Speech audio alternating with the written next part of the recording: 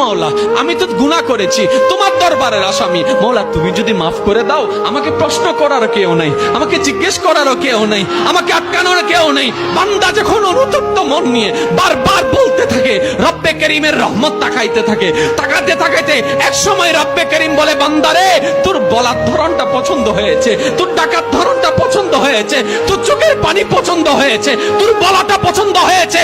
এবার মওলা বলে, আমি তোর সারা জীবনের কত গুনাহ করছিস? বান্দা বলে, মওলা 40,000 পার হয়ে গিয়েছে। কেউ বলে যে মওলা পাহাড় পরিমাণ হয়েছে, কেউ বলে যে মওলা আসমান পরিমাণ হয়েছে। এবার মওলা বলে যে আমি মাফ করে দিলাম, আমি মাফ করে দিলাম, আমি মাফ করে দিলাম, আমি মাফ করে দিলাম, আমি মাফ করে দিলাম, আমার বান্দাকে আমি মাফ করে দিলাম। ফেরেশতা বলে, মওলা এত বড় গুনাহগার, এত বড় আসামি, হাজার গুনাহগার, হাজারটা গুনাহ তওবা করেছে একবার, মাফ চেয়েছে একবার, তুমি মাফ করে দিলা, তুমি মাফ করে দিলা। রব্বে করিম বলে, মাফ করবো না তো কি করব?